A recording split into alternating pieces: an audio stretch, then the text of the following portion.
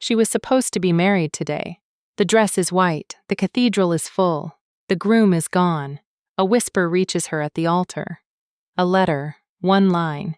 His first love needs him, he chose her, and Yelena stands alone before 500 witnesses, until a man in the front row rises. The one man she has spent 4 years avoiding. What does a king do when his brother leaves a princess at the altar? The letter was small.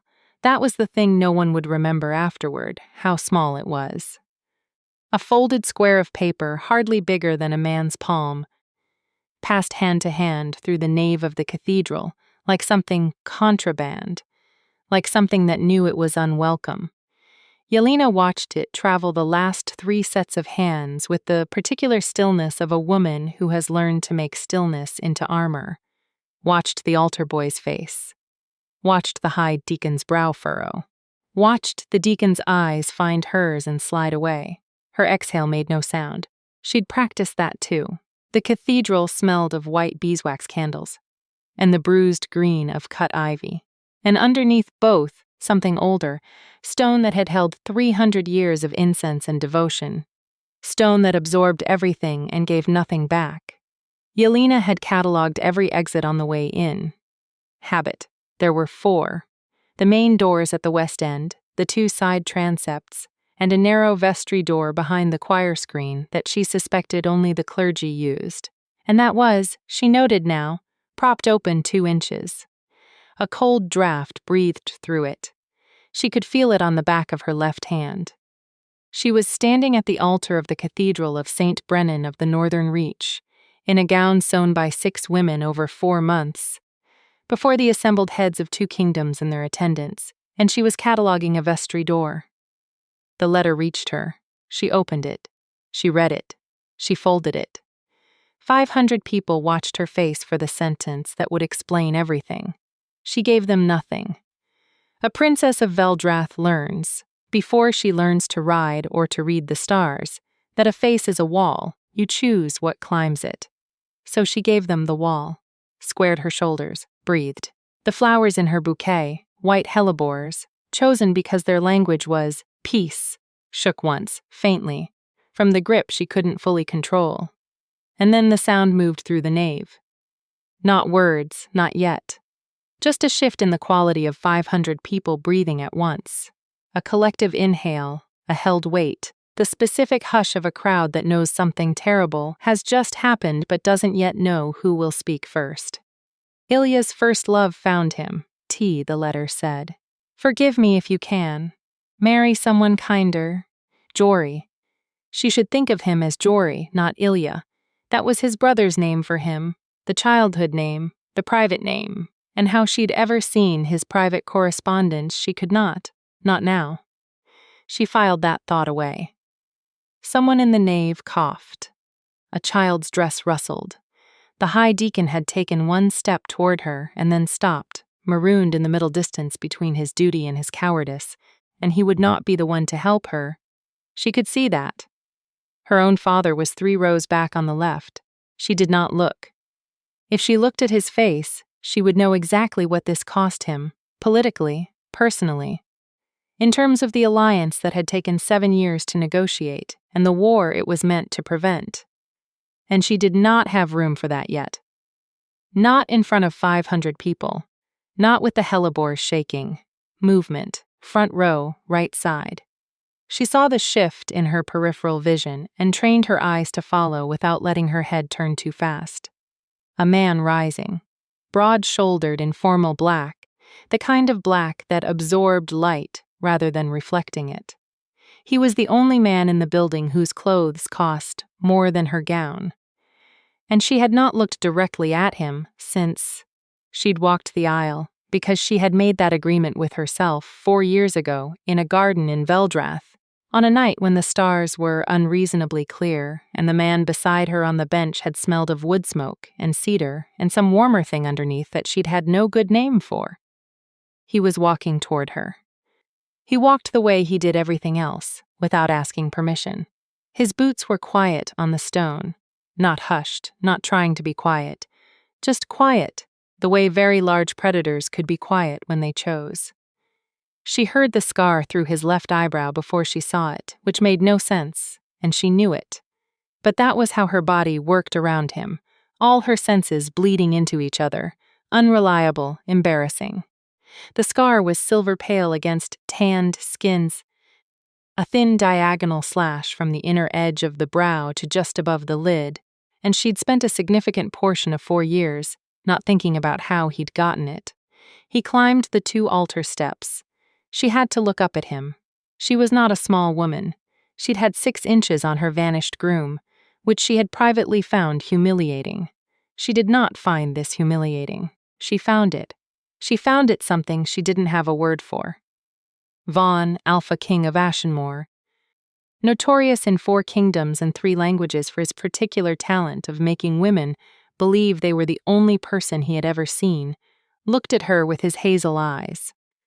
More green than gold today, the cathedral's candles shifting the balance, and spoke 5 words in a voice pitched exactly for her ears and no one else's.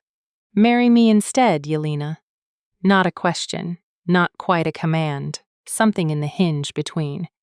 She looked at him for 3 full seconds, heard the crowd begin to murmur and felt it like a pressure change in the air. Thought, distantly, "The treaty, your father. 7 years. The war." Thought, "Every exit in this building." Thought, 4 years and he still smells exactly like. "All right," she said. Her voice came out level. She was proud of that for the rest of her life. The high deacon performed the binding in a state of barely suppressed alarm that only someone who knew him well would have recognized. A slight elevation of the left shoulder, a speed to his page turning that suggested he was afraid of what would happen if he allowed any one moment to breathe too long. Yelena appreciated that. She needed momentum. Momentum kept her inside her body. Momentum kept the floor solid under her feet. She said the words. They had been written for a different man, but the words themselves didn't know that. Vaughn's hands were warm. That was her clearest physical memory of it afterward. Not his face, not the exact cadence of his vows, but the temperature of his hands around hers. She'd expected cold. Or at least the neutral cool of a man who'd planned nothing, prepared nothing, risen on impulse. His hands were warm and very steady, and when he repeated the binding words after the deacon, he said them unhurriedly, without the high deacon's frantic pace, and his voice dropped slightly on, "I take thee," in a way she noticed, and then spent several days arguing with herself about whether she'd imagined. She hadn't imagined it. The cathedral had gone very still, the particular stillness of a crowd that has collectively decided to witness. Whatever they'd come to see, it wasn't this. But this was better, and they knew it. He had to lean down for the binding kiss. She was aware of the millimeter adjustments her body wanted to make toward him, and the effort required to hold still and let him come to her. His lips were brief, warm, barely there. A question asked so quietly you might think it was simply a statement. She stepped back, smoothed the hellebores in her bouquet, didn't look at him. The deacon said the words that made it legal under the laws of both kingdoms. Yelena thought about the vestry door with its 2-inch gap, and the cold draft that had touched her hand and the way cold things were always more honest than warm ones. And then she stopped thinking about that because Vaughn had offered her his arm, and the congregation was rising. And outside the cathedral bells were beginning, ragged and surprised, because whoever rang them had not been warned and was clearly improvising. She took his arm. His forearm under her hand was solid. Of course it was. She had a husband now. She had had a different husband 6 minutes ago, and now she had this one. And her father was going to need to speak to his council tonight, and her new mother-in-law. Her late mother-in-law. Vaughn's mother had been gone 3 years. The point was, there was no mother-in-law to negotiate, and the treaty would hold. And she had said, "All right," at an altar to the Alpha King of Ashenmore, and she was going to be fine. Her grip on his arm tightened by a fraction. He let it, didn't comment. They walked out of the cathedral into the white winter light together. There is a particular quality to the hours after a thing has happened that cannot unhappen. Not the shock hours. Those came and went, carried in a silver flask of something sharp. Her maid Petra pressed into her hand behind the cathedral while the bells sorted themselves out. Not the practical hours. Those came next, endless and necessary. Her father's face, controlled and calculating. Vaughn's war council steward appearing at her elbow with a list of domestic logistics, delivered in a tone implying this had all been planned. The cathedral deacon making marks in the official registry, with the careful handwriting of a man determined history would find him competent. After all of that, the after of the after. The ride to Ashenmoor's Keep took 2 hours. Vaughn's territory began at the river crossing, where the stone's bridge had the mountain sigil of his house carved into every capstone. A wolf with its head turned, looking back. Yelena watched the last of her kingdom's yellow grasslands give way to Ashenmoor's dark pine forest and thought, I will learn this land. Specific, manageable, something to hold. The carriage smelled of leather and cedar, and something warmer, and that was the man sitting 2 feet away from her, and she adjusted her position slightly toward the window. You don't have to sit against the door, Vaughn said. I'm not going to bite. She turned from the window. I know that. You're watching the tree line. I'm watching the landscape of my new kingdom. A pause, as queens do. He made a sound, not quite a laugh, something contained, something that wanted to be more than it allowed itself. You catalogued every exit in that cathedral. She went still. I watched you do it, he said, when you walked in. A pause. The vestry door was your best option. Choir vestments are itchy, but the brothers who wear them tend not to ask questions. She looked at him properly then, which she'd been avoiding. Hazel eyes, more gold than green now, with the late afternoon light coming through the carriage window. The scar through his left eyebrow. The particular stillness of a man who is more at ease than he has any right to be in the circumstances, and she couldn't decide if that infuriated her or steadied her. Both. Neither. Why did you do it? She asked. He didn't answer immediately. Outside, a rook called once and went quiet. The treaty needed saving, he said. So it was duty. Is that what you'd prefer? The carriage hit a rut. Her shoulder brushed his arm, very briefly, and the warmth came off him like, she moved back toward the window. I'd prefer the truth, she said, but I understand that's a flexible concept in court. He was quiet for the rest of the river crossing. She was not sure if she'd won something or lost something. She wasn't sure there was a difference yet. Ashenmoor's Keep had been built to say a thing, and that thing was, we have been here longer than you, and we will be here longer than whatever comes next. Stone walls 6 feet thick. Towers that had been added to across 7 generations without much architectural consistency, and a great deal of structural confidence. The inner courtyard smelled of horses, and wood smoke, and pine resin and wet stone, and when Yelena stepped down from the carriage, her breath fogged in the cold air. The household was assembled. Of course it was. Word had somehow preceded them. She suspected the horseman who'd left the cathedral at speed shortly after the vows. She'd seen him go, and the staff stood in 2 neat rows with the kind of order that suggested they'd had 15 minutes of frantic preparation and had simply refused to let it show. She respected that deeply. The head housekeeper was a woman named Dorith, 50-something, silver-streaked hair, the squared shoulders of someone who had survived multiple administrations and intended to survive more. She curtsied to Yelena with perfect depth, not the shallow acknowledgement she might have given a visiting noble, not the floor-scraping genuflection for a sovereign, the precise middle depth that said, I see you. I am calibrating. I will watch and see what you become. Your Grace, she said. Thank you, Yelena said. I'd like to see the kitchens before the evening meal. She was aware of Vaughn half a step behind her, and of Dorothy's brief flick of the eyes to him and back.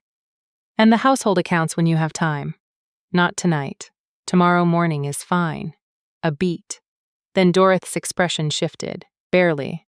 a softening of the area around the eyes that Yelena would come to learn was Dorothy's version of a smile. "Of course, Your Grace." Vaughn said nothing. She felt him not saying it. Her rooms had been the Queen's rooms, which meant they had been vacant for 3 years, which meant Dorothy had clearly turned the household upside down in the last 2 hours, because there were fires in every grate, fresh linens that smelled of lavender and cedar, and a tray of food and wine on the table that was too specific for a general guest room. There were white hellebores in a small vase beside it, peace flowers, the same ones she'd carried in her bouquet. She stood in the doorway for a moment. Vaughn came to stand beside her, not crowding, just present. "Dorothy's work," he said. "I know." She stepped in, set down her gloves. "She's efficient. She likes you." A pause. "She doesn't like most people." Yelena went to the fire and held her hands out to it. Her left hand still felt where the cold draft had touched it in the cathedral, though she knew that was memory, not sensation. "Your brother," she said to the fire. "Will he be all right?" The silence behind her had a texture. She waited it out. "Knowing Jory," Vaughn said finally. "Yes, he tends to be." "I'm not angry with him." She was, a little. That was fine. She examined the feeling and set it aside. Or not in a way that matters. "He was never." She paused. "The treaty needed us to be agreeable, not to love each other. I don't think he was wrong to go. If his heart was somewhere else, I think he was wrong not to say so sooner." She turned from the fire. "Where's the woman? Petra?" "She'll be brought to your rooms within the hour." The woman he left for. His first love. Vaughn's expression changed in a way she couldn't quite read. Not surprise. Something older than surprise. "Her name is Marette. She's the daughter of a miller in the eastern province. They grew up together." He looked at the window. "He's been in correspondence with her for 3 years. 3 years. 2 years before the treaty was signed. 1 year before the engagement was announced." She absorbed that. "And you knew," she said. "I suspected." She looked at him steadily. "Vaughn." The scar through his brow pulled slightly as his expression changed again. "Yes," he said. "I knew." She nodded. Turned back to the fire. "Then we have something to talk about," she said. "But not tonight." She felt him looking at the back of her head. "There's a second room through that door, yes? The king's chamber adjacent to the queen's. I checked the plan of the keep on the road." A long moment. "Yes," he said. "Good night, then." He left. She listened to his footsteps cross the stone floor, unhurried, the same quiet she'd noticed in the cathedral. The door to the adjacent chamber opened and closed. She let her breath out. "Marry me instead, Yelena." She pressed her hand flat against her sternum. Under her palm, her heart was doing something complicated. She waited for it to stop. She learned Ashenmore in layers, the way you learn any large, complicated thing. Starting with what was essential, then what was merely important, then the things that were neither but whose weight you only understood later. The keep was the first layer. Long stone corridors that warmed slowly in the morning and held the cold in deep interior rooms past noon. Stairwells that curved in the old style, wound the wrong direction to modern eyes. Built for a time when the defenders on the stairs had the advantage. She walked them all, identified every exit. Old habit. The court was the second layer. Ashenmore's nobility arrived in the first week to pay their respects to the new queen, which was the polite name for arriving to assess whether she would be manageable. She received them in the great hall with Vaughn at her right hand, and managed them with the particular blade edge of a woman who has been trained since childhood for exactly this: social landscape where everything said is the opposite of what is meant, and the skill is in the translation. She was fluent in it. She watched the nobles watching her and smiled at all the right moments and said nothing. Sharp enough to draw attention. And at the end of each reception she found a quiet room and stood in it alone for 5 minutes before she felt like herself again. Vaughn held no receptions alone in those first 2 weeks, she noticed. The third layer was harder to name. The small details of a shared space, with a man who was technically her husband and practically a stranger, except for the 4 years they'd spent being careful not to know each other too well.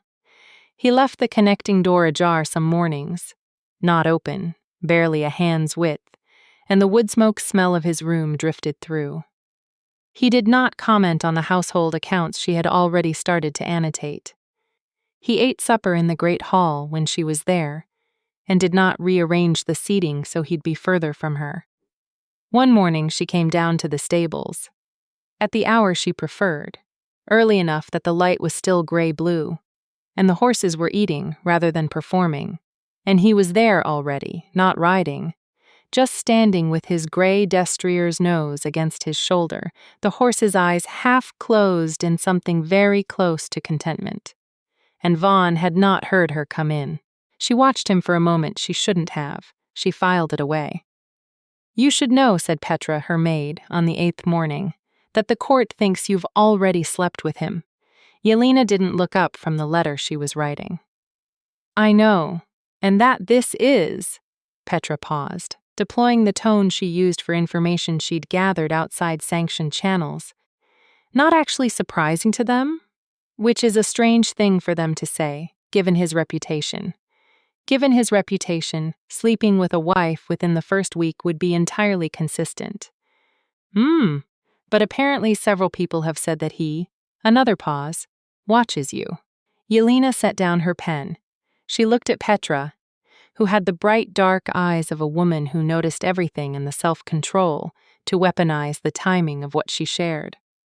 "Petra, Your Grace, is there anything useful in what you're telling me, or are you simply keeping yourself entertained?" Petra considered this with genuine sincerity. Both, she decided, but the useful part is, they expect a performance from him. The reputation. They're watching for it to start, and they're confused that it hasn't. And confused courts make anxious nobles, and anxious nobles make problems. Yelena picked her pen back up. "I'm aware." She finished the sentence she'd been writing. "Has anyone mentioned Jory?" A shift. Petra's amusement softened into something more careful. "Not where I could hear it said directly. But there's a feeling. Like a question that no one's asked yet. There was always a question no one had asked yet." That was the third layer of every court. Not the question being discussed, not the question being avoided, but the question that hadn't yet assembled itself out of the available information.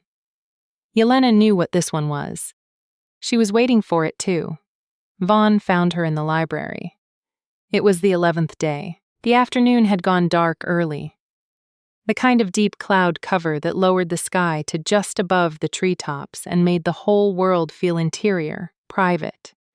And the library had 3 fire grates and smelled of binding glue and dust and old wool from the rugs.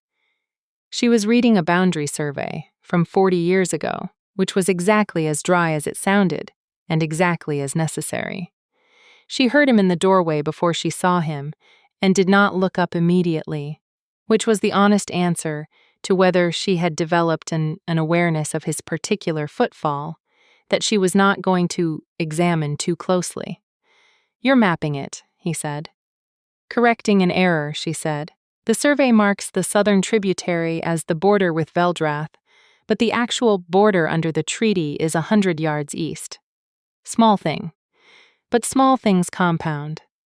He came in, dropped into the chair across the reading table from her with the easy sprawl of a man who was comfortable in his own spaces, and she had developed a specific strategy regarding the way Vaughn occupied chairs, which was to not look at it directly. Like an eclipse. "You're teaching yourself my kingdom."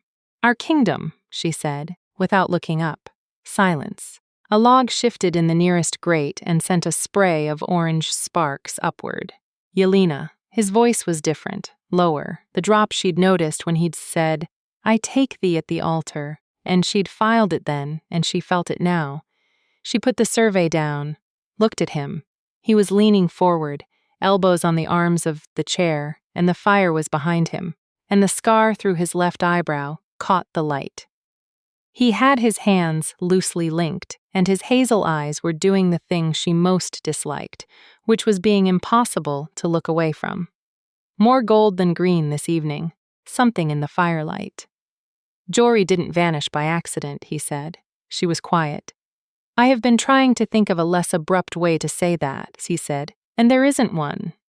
His jaw worked slightly. He knew. About Moret. He'd been trying for 2 years to find a way out of the engagement without destroying the treaty, and I kept telling him the kingdom needed this, that Veldrath needed this, that it wasn't about him. A pause. That was true, but it was also. He looked at the fire. It was also a convenient truth. She waited. Restraint was her best quality in these conversations. She'd learned that already with him. I told him, Vaughn said, 3 days before the wedding, that if he couldn't go through with it, I would. He met her eyes. I'm not telling you this to make you feel something specific about it. I'm telling you because you asked me for the truth, and I said I'd give it to you in layers, and this is the next layer. She kept her hands flat on the survey map. Under her palms, the old paper was faintly warm from the fire. He agreed, she said. Jory. He asked me if I was sure. Vaughn's mouth curved faintly, something wry and rueful. Twice. Very formally. She thought about the letter on the altar. Marry someone kinder. She thought about a younger man, carefully choosing those words, weighing them, understanding what he was setting in motion. He was giving you permission, she said. The slight change in Vaughn's face confirmed it. Did he know? She started. Stopped. There wasn't a dignified way to complete that sentence, but she finished it anyway because dignity had a limit and this was past it. Did he know about the 4 years? Vaughn was very still. What 4 years, specifically? Don't. The word came out sharper than she'd planned. We've been careful for 4 years. I know what I've been careful about. I'd like to know if you're going to pretend you don't. He was quiet for a long moment. The fire breathed. Outside, wind moved through the pines. She could hear it, a low sustained note like a cello, the trees bending and coming back. The garden in Veldrath, he said, 4 summers ago. She had been 21, and he'd been 29. And there had been a banquet to celebrate the opening of treaty negotiations, and she'd slipped out to the garden because she needed air, and found him already there, sitting on a stone bench, looking at the stars, with the particular expression of a man who was somewhere else entirely. She'd been too tired to be polite, and too startled to leave, and so she'd sat at the other end of the bench without speaking, and they'd stayed there for. She wasn't sure how long. Long enough for the stars to shift a few degrees. Long enough for her to learn the particular rhythm of his breathing. Long enough for something to locate itself in her chest that she'd spent 4 years filing under inconvenient and irrelevant. And one memorable late night, in her own rooms back in Veldrath, dangerous, he'd smelled of wood smoke and cedar and the warm something underneath. Exactly what he smelled of now. Yes, she said. He knew some of it, Vaughn said. He's perceptive. Not everything. What's the everything? A long pause, the wind in the pines, the fire settling. That I'd been in love with you since that garden, he said, and that asking Jory to stand aside wasn't a sacrifice. And that the most self-interested thing I've done in 15 years of ruling a kingdom was to stand up in a cathedral on the worst morning of your life and offer you 5 words. He looked at the fire. So if you want to be angry about that, you're entitled. She did not say anything for a long time. Her hands, flat on the survey map, were completely steady. She hated that they were steady.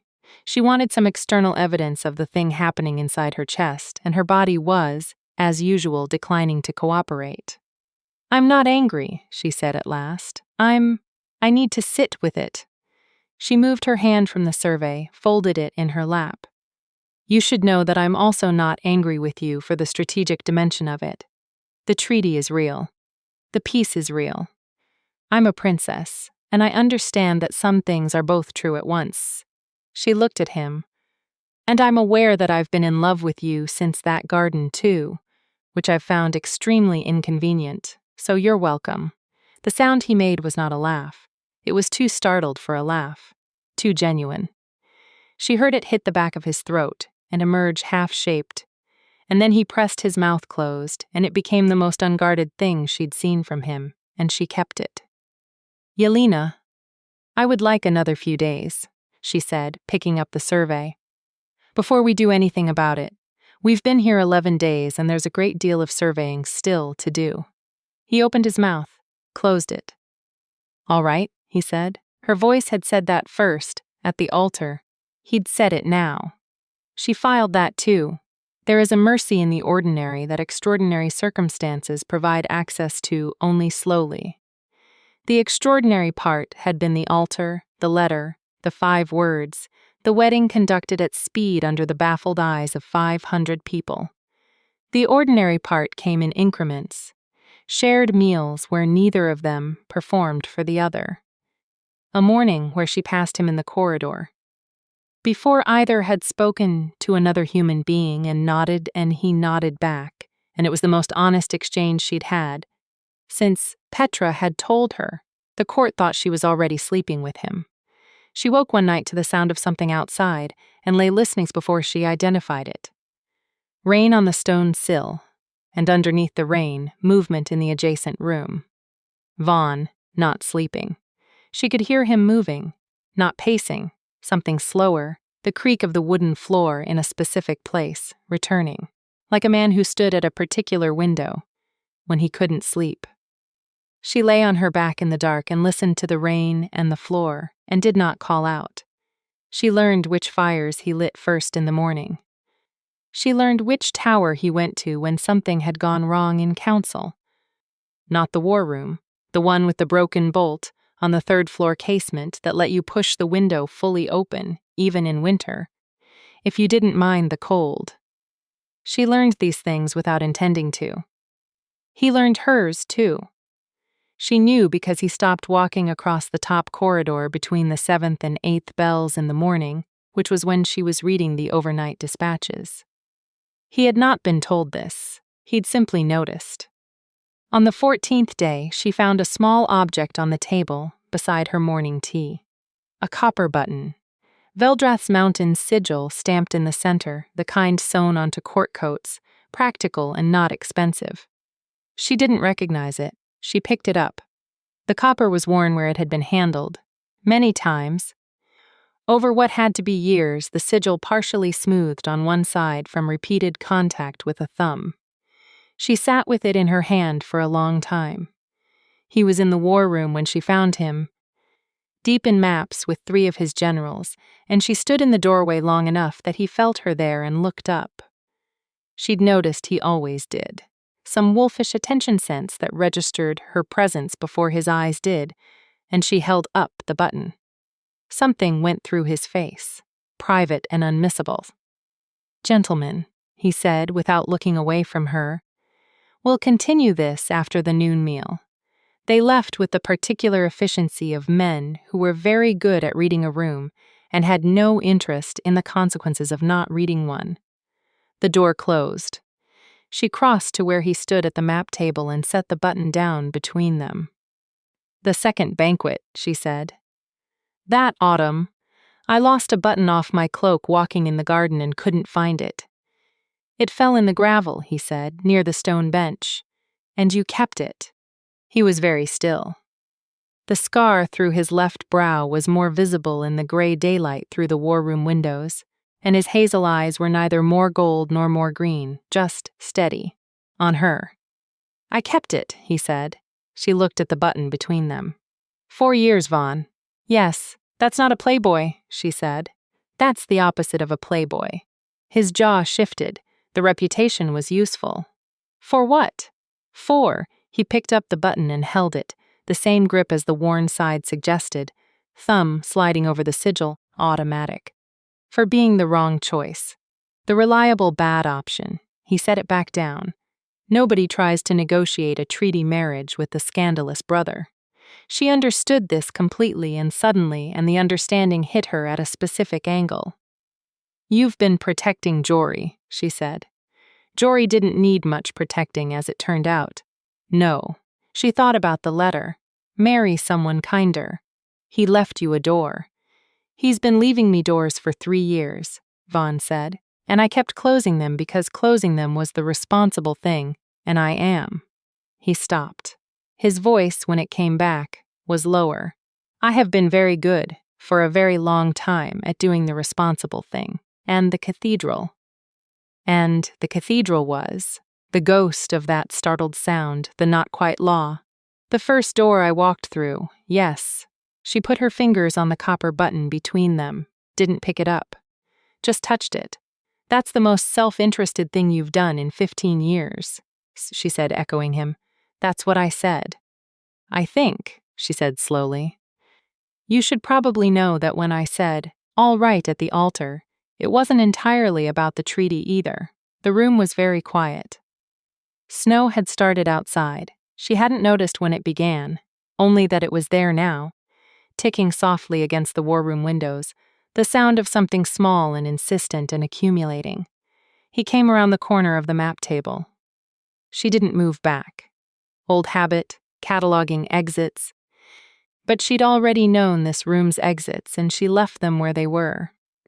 He stopped close enough that she could feel the warmth radiating off him, that specific warmth she'd been careful about in carriages and corridors for 2 weeks, and he looked down at her with the scar at eye level and his thumb hovering over the button, like he wasn't sure whether to pick it up or leave it where her hand was.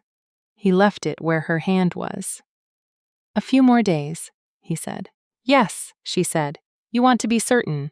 I want it, she said. For myself, not because the bond is pulling. She met his eyes. You understand that. Something in him settled, like a large animal lowering its weight. I understand that, he said very quietly. I've been waiting 4 years for you to want it for yourself. A few more days is nothing. She looked at him for a long moment. The snow ticked against the windows. The copper button was warm from both their hands. A few more days, she agreed. She picked up the button and put it in her pocket and walked out, and she did not look back, and her heart was performing its complicated operation again. And this time, she let it. It was Petra who told her about the wolf, not in so many words. Petra was many things, but never blunt about the ones that mattered. But in her particular oblique way that Yelena had learned to read like a second language. The staff says, Petra mentioned on the 16th morning, over Yelena's hair, that the king doesn't run in his wolf form. Not anymore, not since his father died. Yelena watched Petra's hands in the mirror. That's 8 years. Doroth said 9, but she's rounding. Petra's fingers moved through Yelena's hair with practiced efficiency. They don't know why. Nobody asks. Nobody asks the Alpha King why he doesn't shift. Correct. It's the kind of thing that's obvious not to ask. Yelena considered this. A wolf who doesn't run. A man who doesn't shift for 9 years. The most fundamental thing a shifter could do. The first form. The true name in fur and instinct. She thought about the sound of him not sleeping. The particular window he stood at. She thought about a man who had spent 9 years performing a character. The playboy, the wrong brother, the reliable scandal, and whether that character required the wolf to be locked away. Has anyone else noticed, she said carefully, that since the wedding he's different? The court's noticed he's not. Performing, Petra said. The pins in her mouth made the words careful. They're waiting for the scandal. It hasn't come. They've started telling a different story. What story? That you've tamed him. A pause. I didn't say it. They did. Yelena looked at herself in the mirror. She looked like a queen.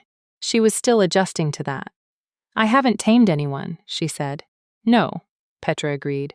But something has. The trouble came, as trouble usually did, in a form that announced itself as something else first. A rider from the eastern border. 2 days before the winter solstice celebration. Exhausted horse, exhausted man, a message marked with her father's seal that the duty officer brought to Vaughn first. She did not comment on that. It was protocol. The king heard crises first, and Vaughn brought it to her himself, which was not protocol, and she noted both things. Her father's counsel was dissolving the alliance. She read the letter twice. Vaughn stood at the window with his arms crossed and his jaw set, looking at the snow outside. And the snow was thicker now, had been for days, and the pines were white to their crowns. Their argument, she said, is that the treaty specified marriage between a Veldrath princess and an Ashenmoor prince. Jory is the prince, you're the king. The letter of the treaty. I know what their argument is, he said very quietly. She set the letter down. It's not my father. No, he wouldn't dissolve this. Not when. She pressed her lips together. There are advisors on his council who've wanted this treaty dead since before it was written. They've found their opening, and they've given us 30 days to prove the marriage is legitimate under the broader terms, or Veldrath withdraws and the border tensions restart. She stood. The Hareth faction has been waiting for this. The Hareth faction, he said with controlled quiet, is composed of 4 men who want the war because they profit from the war, and they will eventually face a reckoning for that, but not in the next 30 days.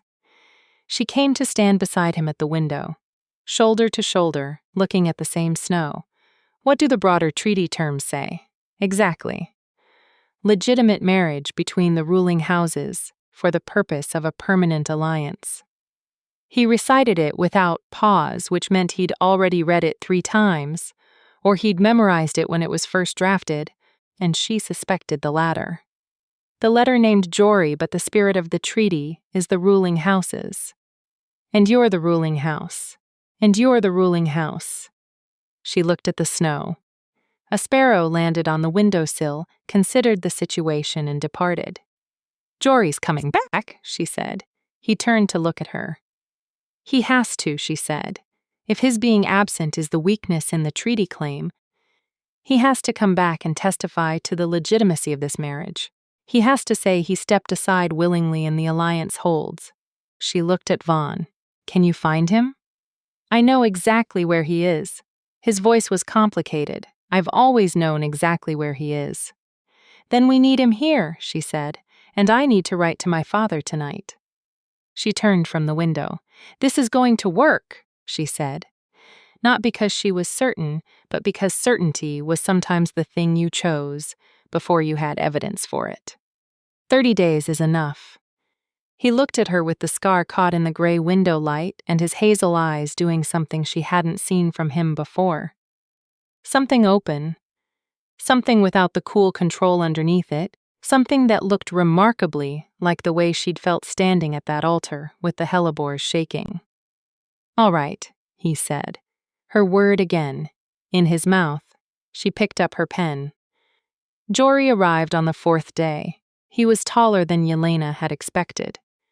She'd spent 6 months corresponding with him and 2 occasions meeting him at formal functions, and both times she'd registered shorter than Vaughn and failed to separately note still quite tall. He came into the great hall with the look of a man who has had 4 days of travel to prepare himself for something and has found the preparation insufficient. He had Vaughn's coloring without Vaughn's scar, and his eyes were brown where Vaughn's were hazel, and he had his hands in front of him in the way people hold their hands when they're not sure if the next thing that happens will be an embrace or an indictment. Vaughn met him at the door. Yelena watched from the far end of the great hall, by the fire, because this was not hers to be in the center of. Not yet. The brothers stood 3 feet apart for a moment that felt larger than its actual duration. Then Vaughn said something, low, and Jory's face did a thing, complicated, relieved, and ashamed all at once. And then Vaughn put his hand on the back of his brother's neck, the way you do with someone you have known since they were small, and pulled him in. She looked at the fire. When she looked back, Jory was walking toward her and Vaughn was 2 steps behind, and Jory stopped in front of her and said, without preamble, I'm sorry, and then, because apparently he had in fact done some of the preparation work in 4 days of travel. I should have told you the truth months ago. I should have told my brother the truth years ago. I was a coward. She looked at him. He had honest eyes. She'd thought so at their formal meetings and thought so now, You left me standing at an altar, she said. I know. In front of 500 people. I know. And the letter, she said, marry someone kinder, which I thought was gracious under the circumstances, until I found out you were giving your brother an instruction rather than giving me a compliment. He went slightly red. Beside him, Vaughn made the sound that wasn't quite a laugh. That's fair, Jory said. She watched him for a moment. He held still and let her watch, which she appreciated. The people who fidgeted under a long look were usually the ones with things still unsaid. Is Marit well? She asked. He blinked. Yes. Yes, thank you. Good. She meant it. I'd like to meet her someday when things are less complicated. She glanced at Vaughn. Jory, I'm going to need you to sit down with the Treaty Council and say exactly what happened and exactly why this marriage is legitimate and valid. I'm going to need that testimony written and witnessed and sent to Veldrath before the solstice. She looked back at Jory. Can you do that? Yes, he said without hesitation. Good. Then we're going to be fine. She turned toward the table. Sit down. You look like you haven't eaten since the river crossing. Dorith makes a stew that will solve most problems. Jory sat. Vaughn was watching her with an expression she'd made herself an expert in not reading. She sat across from his brother and let Dorith's stew be brought. And she did not look at Vaughn, but she felt him take his chair beside her. His knee was half an inch from hers under the table. She was aware of it for the entirety of the meal. The testimony took 2 days to prepare. She sat with Jory and the Treaty Council scribe for hours, building the argument that would be sent to Veldrath and would, she intended, dismantle the Hareth faction's objections before they had time to calcify into something more dangerous. The argument was sound. The precedents were real. She'd found 3 in the 40-year boundary surveys and 1 more in a document so old the ink had faded to the color of a bruise. She sent the letter with 2 copies by separate writers. On the second night, she found Vaughn in the tower with the broken window bolt. The casement was open. Snow had stopped falling 2 days ago and the sky had cleared, and the cold coming through the gap was significant and honest. He was standing with one arm against the stone, looking out at the dark pine forests and the ribbon of the river pale in the moonlight. And he didn't hear her on the stairs. Or he heard her and chose not to turn, which she was beginning to understand were sometimes the same thing with him. She came to stand beside him, cold breath of air on her face. The wolf, she said. Not a question. He said nothing. 9 years, she said. His breath fogged in the cold. His hand on the stone window frame was bare. He'd forgotten gloves or hadn't bothered, and his knuckles were white with the cold, but he wasn't moving. When my father died, he said, the wolf wanted, he paused. There's a thing that happens when a wolf loses the alpha of his line, an instinct, old. The wolf wants to run and not come back. A pause. It's not something that kills you, but I wasn't certain of that at the time. A longer pause. So I stopped running. She looked at the side of his face. You locked the wolf away for 9 years to keep yourself from running and not coming back. It sounds very dramatic when you say it that way. It sounds very lonely, she said. He was quiet. The river gleamed below them. Somewhere in the pines, an owl spoke once and fell silent. After the solstice, she said, when the letters have been sent and the Treaty Council has met, and the Hareth faction has been managed, and your brother has gone back to Maret and the keep is quiet. Will you go? He turned to look at her. Into the forest, she said. The wolf. Will you let it run? Something moved across his face, something old and ungoverned. It's been 9 years, he said. The first shift after a long... I don't know what I'd be like. I know, she said. I'm asking anyway. He looked at her. Cold air between them and his knuckles white on the stone and the moonlit river below. You'd come, he said, if I went. I'd come, she said. The scar through his brow, the hazel eyes, the warmth of him 2 feet away in the cold air. All right, he said for the 3rd time. She went back down the stairs to write 2 more letters, and she carried the cold of the tower on her skin for an hour afterward, warming slowly, and was grateful for it. The solstice night arrived, and the keep lit itself in the old way. Torches along every parapet, a great bonfire in the inner courtyard. The kind of warmth that makes the cold outside feel intentional rather than hostile. The court gathered and drank the winter ale, and Yelena stood in the heat of the bonfire beside Vaughn and felt, for the first time, something she recognized as home. Not the specific stone of the place, not yet, but the feeling of standing somewhere that held you, that let you be the thing you actually were, rather than the shape you'd cut yourself into. Jory's testimony had reached her father.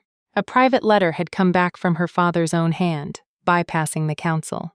It said, in her father's close and careful script, "Daughter, the alliance holds. I am glad it was him." She'd read that last sentence 4 times. The bonfire crackled. Beside her, Vaughn was quiet, but it was the quiet of a man at rest rather than a man contained, and she was beginning to understand the difference. He had his hands around a cup of ale, and he was watching the fire. And the scar on his brow was warm in the firelight, and she thought, I chose this.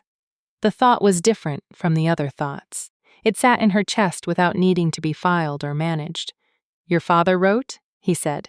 He said he's glad it was you, she said. His cup stilled. He looked at her sideways. The alliance, he means. Perhaps. She looked at the fire. Perhaps not only that. Jory, across the courtyard, was laughing at something one of the younger knights had said. And in the firelight he looked exactly like a man who had done a frightening thing and survived it. And Yelena watched him and felt the last of whatever had been clenched in her chest since the altar release its grip. She let it go. 2 nights after the solstice, the keep slept. She heard the connecting door open, not the narrow hands-width crack of some mornings, but fully, quietly open, and heard him cross to her door and knock once. She opened it. He was dressed for outside.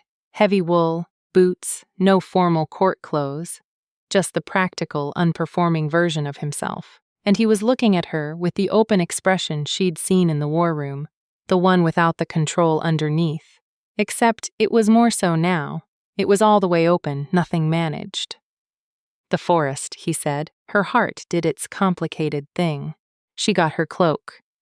The forest at night was the thing she would tell no one about, because it was the sort of thing that couldn't be told, only carried. She shifted at the tree line. A quick silver shudder under the moonlight, and her wolf, sleek-built and gray, not as large as his, but not small at all, shook itself once and turned to look at him. He was still in his human form, standing at the edge of the tree shadow, and she watched him with her wolf's eyes. And her wolf didn't have the complicated filing system and the cataloged exits and the careful walls. Her wolf simply saw him and recognized him with a certainty so absolute it felt like something remembered, rather than something new. He had been still, and then something shifted. Something gave way. 9 years of locked doors coming open all at once. He was enormous. The Alpha King of Ashenmoor in his wolf form was the dark gray of storm clouds and the size of a young horse, and he had been still for 9 years, and now he was not. He was not still at all. He ran, just ran, into the dark between the pines, and she heard him. She ran. The cold hit her face, and the pine needles were cold and crisp under her paws. And the moonlight came through the trees in long white shafts, and the scent of him was everywhere. She could track it without thinking. Her wolf knew the track without trying, and she ran through the dark pine forest in the middle of winter, following the Alpha King of Ashenmoor. And there was nothing managed or contained about any of it. He ran hard. The first run, the release of 9 years, and she didn't try to keep up, let him go, let him be the wolf that needed to run and not come back, and this time knew he could come back. This time there was a thing to come back to.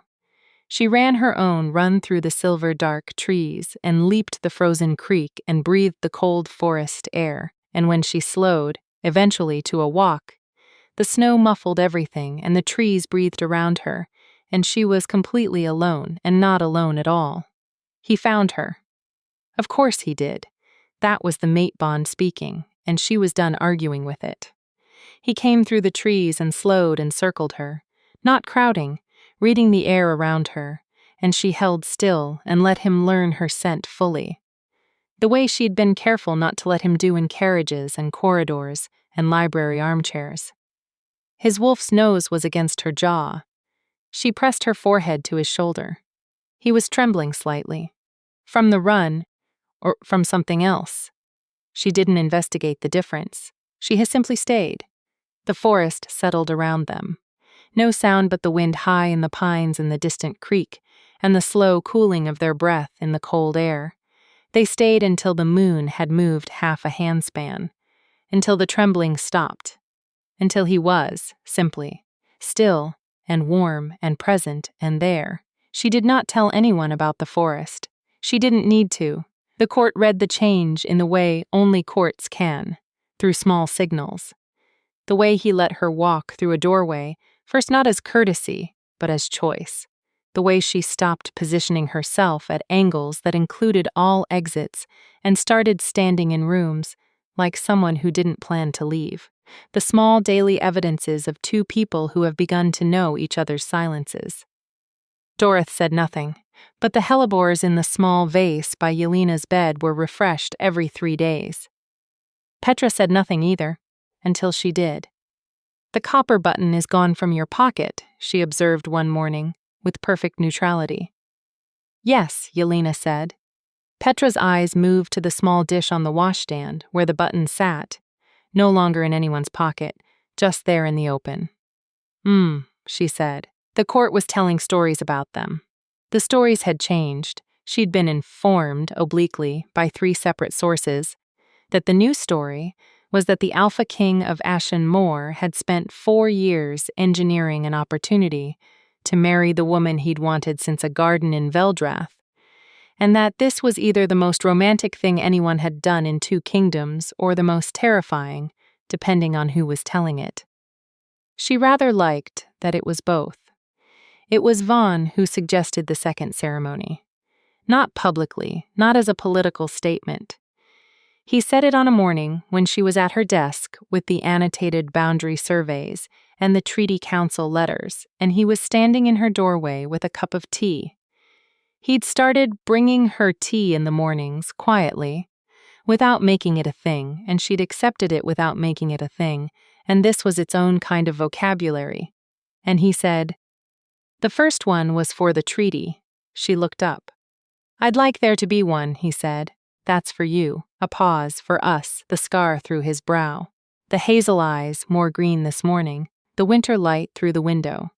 "Small. Just the household if you want. No high deacon." She set down her pen. "Dorothy can do the words," he said. "She knows the old form." "She did my parents."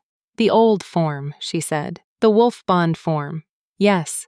She looked at him for a long moment. He held still. He'd learned that too, when she needed to look. "Yes," she said. The morning of the second ceremony was the 6th of winter, and the snow had come back in the night, soft and unhurried, and the inner courtyard was white and the pines beyond. The wall were white, and the sky was the pale gray of something about to clear. They stood in the courtyard rather than the cathedral. Her choice, and he'd agreed immediately, which was itself a thing. The household gathered in a loose circle, Dorothy in the center with the old form in her hands, Petra beside her, the knights and stable hands and kitchen staff, who made the keep function. Jory was there too. She'd asked him, and he'd come with Marette, who turned out to have steady eyes and a way of being present in a room that Yelena found immediately and unreservedly trustworthy. The old form was shorter than the cathedral words. Older. It used bonded where the cathedral form used married, T, and chosen where it used lawfully wed, T, and it said before the pact where the cathedral form said before God and the law of both kingdoms. She liked it better. It was honest about what it was. Vaughn's hands were warm again, still warm. She had expected by now the novelty of that to have faded. It hadn't. He said the words, "I choose you. I keep you. I run beside you, in a voice pitched for her, and the falling snow and no audience at all, and she felt them in the center of her chest where the complicated thing had lived for 4 years. She said hers. I choose you. I keep you. I run beside you. Her voice was level. She was proud of that again. And then, not planned, not part of any form old or new, he reached into his coat and held out his hand. The copper button. Her coat, her sigil, her lost thing. He placed it in her palm and closed her fingers over it. She felt the warmth left in it by his hand. Dorothy said the words that finished the form. Bonded under the old law, let the pack witness. The household made a sound, not applause, not quite, something more like recognition. Petra was looking at the sky. Jory was looking at his boots, which meant he was preventing himself from doing something emotional, which was its own information. The snow fell. One flake landed on Vaughn's scar and dissolved. She thought, the right thing and the wanted thing. She opened her hand and looked at the button, and then she looked up at him. You've carried this for 4 years, she said. Yes. You could have given it back. No, he said. I couldn't. She put the button in her own pocket, closed her hand over it from the outside. Then I'll carry it from here, she said. He looked at her with the open expression. The all-the-way open expression. Nothing managed, nothing performed. The Alpha King of Ashenmoor, who had spent 9 years locking the wolf away, and 4 years performing a character that would keep him from wanting what he wanted, and one morning in a cathedral had risen from a pew and said 5 words that changed everything. That man looked at her in a courtyard full of falling snow, and the people who witnessed their lives, and she watched him lower into something she had not seen him do. He took her hand, not bent knee, not yet, but his head bowed, just slightly, just for her. She pressed her free hand to the side of his face. His exhale was warm against her palm. A few more days, she said softly, echoing herself, echoing them both, and felt his mouth curve under her hand. No, he said, I think we're done waiting. And the snow fell, and the pines held their white weight, and the household of Ashenmoor watched their Alpha King and their new queens stand together in the courtyard, and did not look away, and should not have, because it was the kind of thing worth witnessing. 2 people who had taken the long way to each other and arrived. There are stories that end with a door. The vow said, the wrong righted, the impossible thing chosen and kept. This one ends with a courtyard in winter, a copper button in a pocket, a wolf who ran again and came back, and a woman who had spent years cataloging exits finally standing in the center of a room as if she'd decided to stay. The treaty held. The Hareth faction found that 4 men who want a war are no match for 2 kingdoms that have finally decided they'd rather not have one.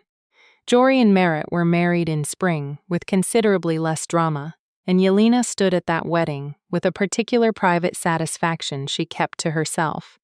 And Vaughn, who had built a reputation to be the wrong choice and then chosen anyway.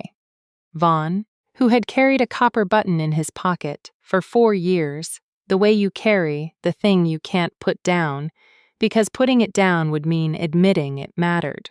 Vaughn, who had locked his wolf away for 9 years and gone back into the forest one winter night, and run until the thing inside him remembered how to come home. He left the connecting door open, not ajar, open. Thank you for being here, and for letting this story find you tonight. These are the tales I love most, where the powerful one finally falls, where the unwanted one is finally seen, where the long way around turns out to have been exactly the right way. If you want to stay a while, there are more stories just like this one waiting for you, and I'll be here to tell them, every last one.